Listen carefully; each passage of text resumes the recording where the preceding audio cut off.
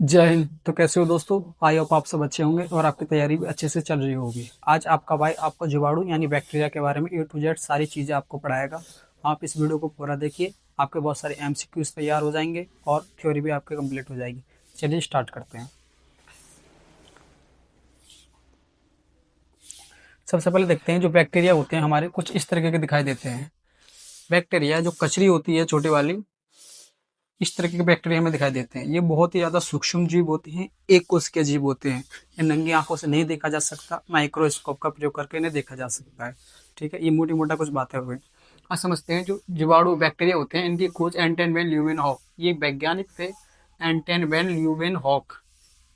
एंटन van Leeuwenhoek ने एक सूक्ष्मदर्शी बनाई थी। उसमें क्या था, इन्होंने एक पानी की बूंद को देखा। पानी की बूंद में कुछ छोटे जीव दिखाई दिए जिन्होंने उन्होंने बोला था एनिमल क्यूलस। एनिमल क्यूलस नाम दिया था। जो सबसे पहले जीवाणु की खोज करी थी एंटन ल्यूवेनहॉक ने करी थी, लेकिन उन्हें जीवाणु न बोलकर उन्होंने एनिमल क्यूलस बोला था। ठीक है, ये पॉइंट समझ में आया आपके? अब देखते हैं कि जीवाणु होते हैं, इनके कारण कुछ रोग हो जाते हैं। जैसे पहला रोग है हैजा। पहला रोग है हैजा, जिसे बोलते हैं हम कॉलरा। ये इसमें क्या है कि इसमें आंत प्रभावित होती है। समझिए, ये जो हैजा है जीवाणु के कारण होता है। इसमें जो बड़ी आंत होती है वो प्रभावित हो जाती है, जिसकी वजह से हमें हैजा हो जाता है। हैजा का मतलब होता है उल्टी या दस्त। ठीक है, उसमें क्या है कि बड़ी आंत पानी सोखना बंद कर देती है, जिसकी वजह से जो मल है वो बहुत ज्यादा पतला हो जाता है और हमें दस्त हो जाते हैं, उल्टी दस्त हो जाता है। तो इसे बोलते हैं हम हैजा। और ये किसकी वजह से होता है? जीवाणु की वजह से होता है। दूसरा है टाइफाइड। टाइफाइड भी हमारी छोटी आंतों को प्रभावित करता है। होता क्या है, खाने के अंदर, रोटी के अंदर एक बैक्टीरिया होता है, वो एवरथेला नाम से। एवरथेला नाम से एक बैक्टीरिया होता है, जिसकी वजह से हमें टाइफाइड हो जाता है। ठीक है, अब जब टाइफाइड हो जाता है तो डॉक्टर दवाई देता है और डॉक्टर बोल देता है कि आपको खाना नहीं खाना है, दलिया खाना है, कुछ और चीज़ खानी है, जैसे खिचड़ी खानी है, लेकिन रोटी नहीं खानी, गेहूँ नहीं खाना है। क्यों? क्योंकि इसका जो बैक्टीरिया होता है वो रोटी में ज़्यादा पाया जाता है। दूषित रोटी खाने से, बुसी हुई रोटी खाने से टाइफाइड हो सकता है। ठीक है, अब समझते हैं कि टीबी। ट्यूबरोक्लोरोसिस, टीबी की फुल फॉर्म होती है ट्यूबरोक्लोरोसिस। इसे तपेदिक भी बोलते हैं। इसमें फेफड़े प्रभावित होते हैं। इसका जो जीवाणु होता है, उसका टीबी का जो जीवाणु होता है वो हमारे जो फेफड़े होते हैं उनके अंदर जाकर छेद कर देता है, जिसकी वजह से क्या होता है कि जो खून है वो हमारे बलगम के रास्ते बाहर आने लगता है। ठीक है, टीबी हमारे मतलब जीवाणु से होती है। फिर आता है नमोनिया। इससे में भी फेफड़े प्रभावित होते हैं। बेसिकली नमोनिया जो होता है वो छोटे बच्चों को होता है। क्या होता है कि फेफड़े के अंदर पानी भर जाता है और बच्चों को सांस लेने में दिक्कत हो जाती है, सकड़ सकड़ की आवाज आती है। तो ये भी किसकी वजह से होता है? ये भी जीवाणु की वजह से होता है। अगला देखते हैं प्लेग। इसमें रक्त और लसीका तंत्र प्रभावित होता है। ध्यान से समझिए, प्लेग जो होता है, चूहे के ऊपर जो प्यू होते हैं, ये चूहा होता है उसके ऊपर छोटे छोटे प्यू होते हैं, उनके काटने से प्लेग हो जाता है। जैसे वो प्यू काटेगा, वहां से बैक्टीरिया एंट्री कर जाएगा बॉडी में, उसमें जो हमारा ब्लड है वो खराब होने लगेगा और लसीका तंत्र ये भी प्रभावित होने लगेगा। अगला रोग है डिप्थीरिया। इसमें गला प्रभावित होता है, गले में परेशानी होगी, गले में दर्द, ये सारी प्रॉब्लम किस में होती है? डिप्थीरिया रोग में होती है। अगला रोग है टेटनिस। इसे धनुष टंकार बीमारी भी बोलते हैं। इसमें तंत्रिका तरफ प्रभावित होता है। टेटनिस में क्या होता है, जैसे तुम्हारे कहीं पर चोट लगी, चोट लगने के बाद उसमें बैक्टीरिया एंटर कर जाते हैं और बैक्टीरिया के एंटर करने के बाद पूरे शरीर एकदम अकड़ जाएगा। दर्द इतना होएगा कि तुम्हें मतलब दर्द के मारे जबड़ा भी नहीं खुलता है, इतना भयानक दर्द होता है। किसमें? टेटनिस रोग में। इसका टीका लगता है टीटी का।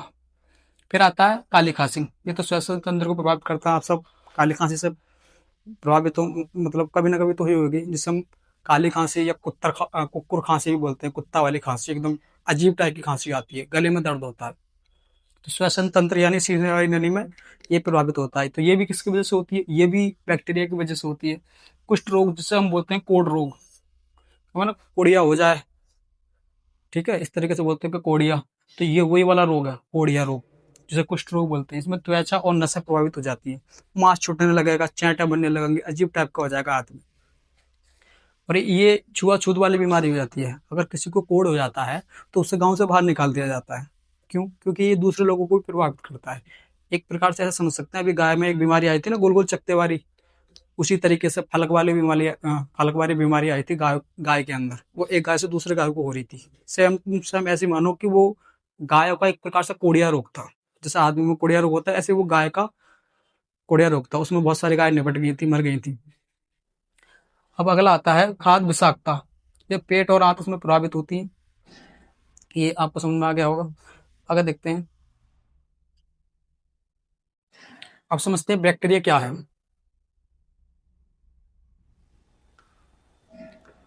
देखिए, बैक्टीरिया जीवाणु का है क्या है। बैक्टीरिया एक कोश के जीव होते हैं, कुछ इस तरीके का होता है बैक्टीरिया। एक कोश के जीव होते हैं, केवल एक ही सेल पाई जाती है। हमारे अंदर अरबों खरबों करोड़ों सेल पाई जाती है। ठीक है, इसका मतलब है कि उनका शरीर केवल एक कोशिका से बना होता है। सीधी सी बात है, एक कोशिका होगी, केवल एक ही कोशिका से उनका शरीर बना होगा। ये प्रोकैरियोटिक होते हैं। देखिए, दो प्रकार की कोशिकाएं होती हैं, एक तो प्रोकैरियोटिक, एक यूकैरियोटिक। प्रोकैरियोटिक कोशिकाएं होती हैं वो अविकसित कोशिकाएं होती हैं। वो नील हरित शैवाल, कवक, जीवाणु, बैक्टीरिया, इन सारी चीजों में पाई जाती है। पैरामीशियम, युग्निला, अमीबा, इनमें प्रोकैरियोटिक कोशिकाएं होती हैं। लेकिन हमारे अंदर यूकैरियोटिक कोशिकाएं होती हैं। ठीक है, इसका अर्थ है कि इनकी कोशिकाओं में सच्चा नाभिक नहीं होता। सच्चा नाभिक का मतलब है एक केंद्रक होता है कोशिका के अंदर, वो नहीं होता है। बैक्टीरिया का आकार बहुत छोटा होता है, बहुत ज्यादा छोटा होता है। आमतौर पर इनकी लंबाई 1 से 5 माइक्रोन तक होती है। बहुत ही ज्यादा छोटा होता है इनका जो आकार होता है, बहुत ज्यादा छोटा होता है। कितना होता है? 1 से लेकर 5 माइक्रोन मीटर तक।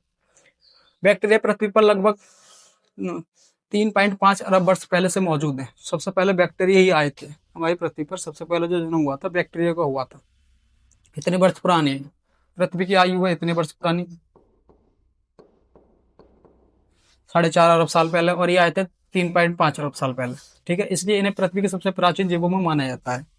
ठीक, बैक्टीरिया की संरचना देखते हैं। बैक्टीरिया की संरचना बहुत सरल होती है। मुख्यतः इसमें इस प्रकार के भाग है। नंबर 1, कोशिका भित्ति। ये आपको दिखाई दे रहा है, ये वाली जो चीज है। कलर दूसरा ले लेते हैं, कहाँ हो रहे हैं। ये आपको दिखाई दे रहा होगा, ये वाली चीज, इसे बोलते हैं कोशिका भित्ति। ये बार बार, ये कोशिका भित्ति है। उसके बाद देखते हैं, ये बैक्टीरिया के आकार को सुरक्षा प्रदान करती है। देखो, बार बार एक लेयर लगी हुई है। ये क्या काम करेगी? ये बैक्टीरिया की जो कोशिका होती है इसको सुरक्षा प्रदान करेगी। ठीक,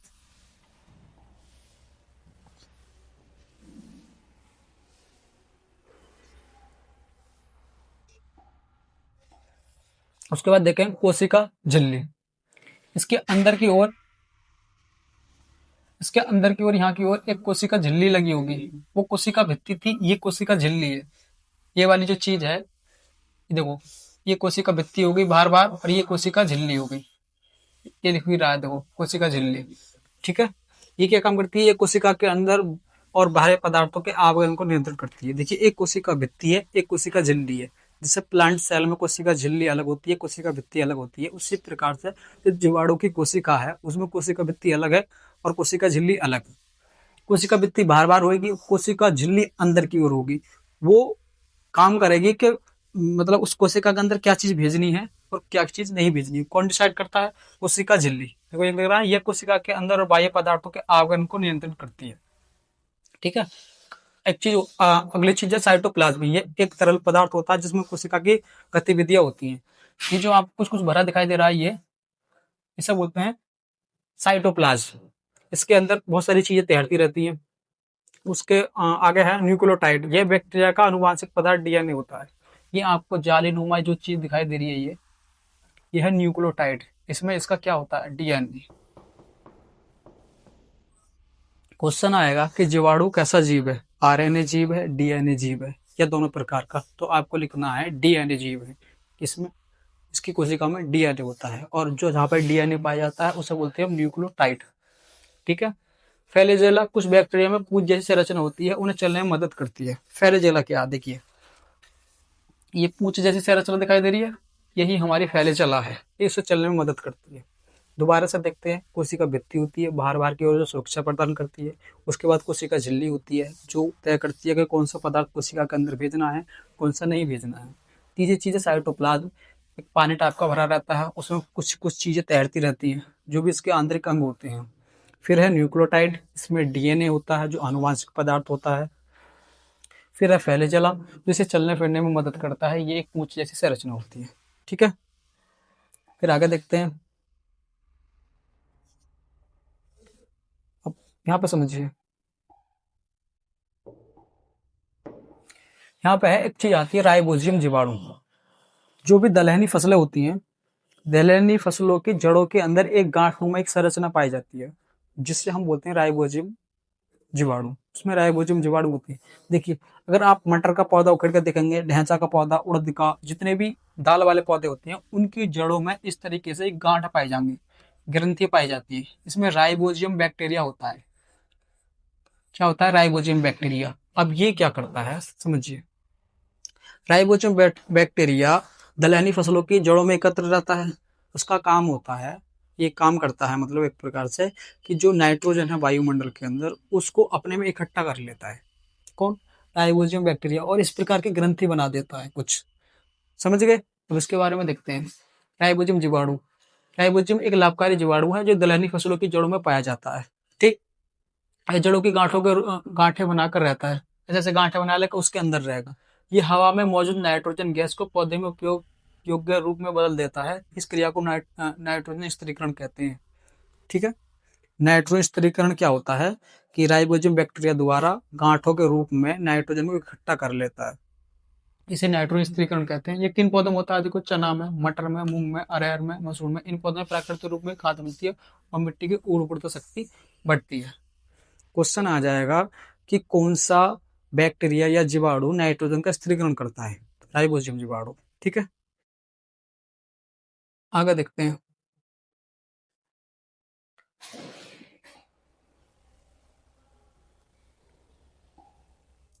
आगे है एनाबीना। एनाबीना एक प्रकार की नील हरित शैवाल है। ये पानी और गीली मिट्टी में रहती है। ठीक है, यह भी नाइट्रोजन गैस को यह भी वातावरण की नाइट्रोजन गैस का उपयोग रूप में बदल देता है। धान के खेत में ये बहुत उपयोग करा जाता है, मतलब ज्यादातर, क्योंकि ये मिट्टी की प्राकृतिक नाइट्रोजन खाद बनाता है। विशेष एनाबीना में हेट्रोसिस्ट नाम की विशेष कोशिकाएं होती है, नाइट्रोजन स्थिरीकरण का कार्य करती है। देखिए, जिस प्रकार का राइबोजियम दलहनी फसलों में काम कर रहा था, इसी प्रकार से एनाबीना भी एक जीवाणु टाइप का नील हरित शैवाल है जो धान की खेती में काम करता है। ये डायरेक्टली जो वायुमंडल की नाइट्रोजन है उससे इकट्ठा करता है। कहाँ पे? धान के खेत में, मिट्टी में मिला देता है, मतलब नाइट्रोजन को। आगे देखते हैं।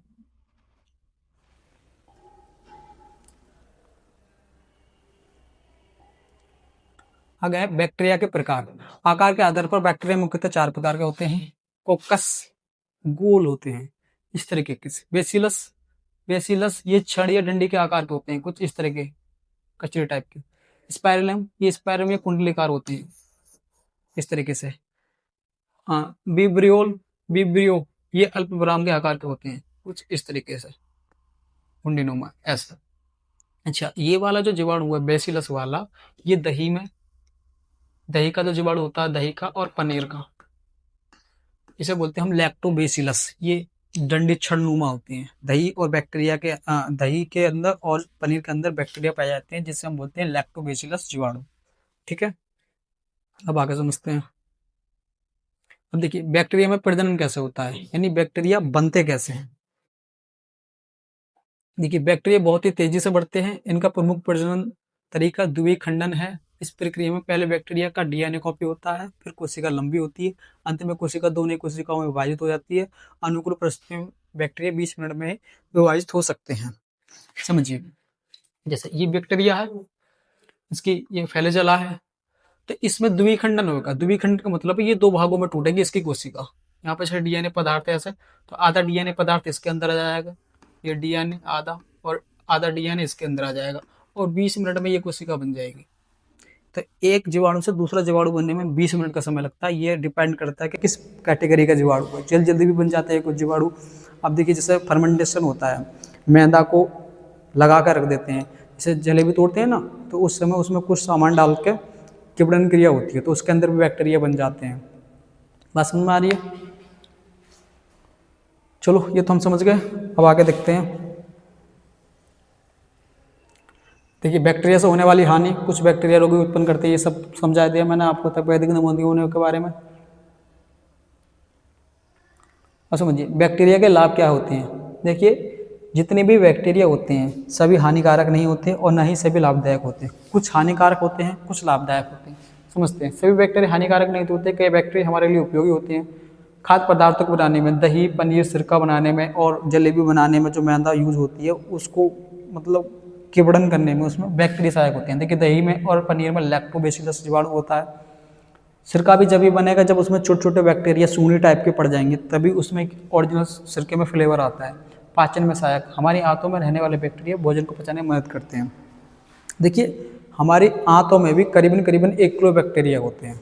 आपको ये सुनकर थोड़ा आश्चर्य लग रहा होगा कि आंतों में बैक्टीरिया कहाँ से हुए। हमारी एक गट बोलते हैं उसे, गट एक महल टाइप का भरा होता है हमारी आंतों में भी। वो क्या करता है, उसमें बैक्टीरिया रहते हैं। बैक्टीरिया खाने को मतलब एक प्रकार से पाचन में सहायक होते हैं।